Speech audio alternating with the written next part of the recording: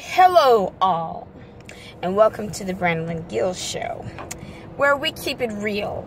This is Brandalyn Gill, your favorite self-published author of Life, a book of short stories and poems, endorsed by Paula McCann Harris, District 4 of the Houston Independent School District. As of 2011, she was the president of the board of directors.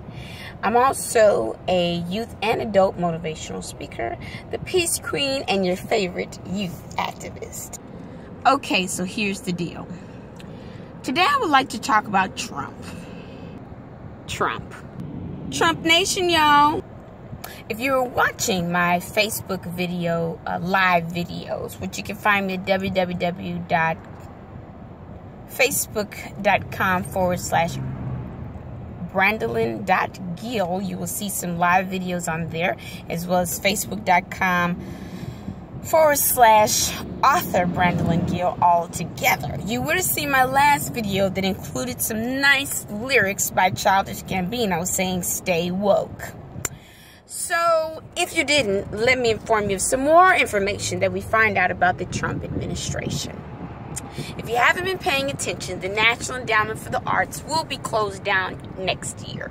For all of those who do not know of this organization, it's been around for decades, and they have donated hundreds of thousands of dollars to different independent filmmakers, screenwriters, playwrights, artists of all kinds to educate and empower and motivate and influence the nation. So now it's Trump. If you voted for him, I bet you feel bad. So here's the deal. Now, I did some research. The fourth largest state in the United States now has become California. Texas has taken their place because Houston is quite large. I live in Houston, Texas. The population is over 1.1 million people. Interesting enough, I was doing an academic research paper today. If you'd like to find out about those services, you can go to Facebook and just search for Write This For Me. Literally, Write This For Me. Anyhow, while I was doing this research paper, I was researching on the crisis of education in California. And I was flabbergasted. Utterly confused. They're rich out there. And I just said to myself, what is going on? Poverty levels are increasing. We have over 54% of all schools, K through 12, that are now on the program where they assist with the children getting food, the school lunch program. Wow, who would do that? Ivanka's dad. So, if you do your research on the LA Times, New York Times, and many of the other local publications within California, you will find amazing budget cuts leading up to over $1 billion that this man is misallocating. It's causing poverty within the schools. The children are now at absolutely appalling rates that they will not be graduating. Programs are getting shut down within the school. Teachers are coming out of their pocket more and more and more to be able to afford the supplies and the curriculum that's now missing. When I was reading this information, I found that Donald Trump is intentionally making these budget cuts. It's even affecting the immigrants that are going to the schools, and also being referred to by academia within the system as Donald Trump's killing the schools. While I was going through this research, I also found some information about how we need to obtain our passports before 2018. There is an act that I want you all to look up that is in effect in California as well, that is basically giving a deadline for the residents of California to obtain their passports. We talked about HARP, the Hurricane Harvey, Hurricane Irma, and the 3 hurricanes that hit in Mexico within 7 days, was it? Can we please stay woke? This has got to come to an end, people. We need to be educated. We need to educate our minds. We need to educate our children on what is going on here.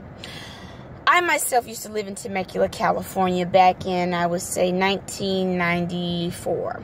At that time, Temecula was the suburbs of San Diego and LA. This was like the metropolis.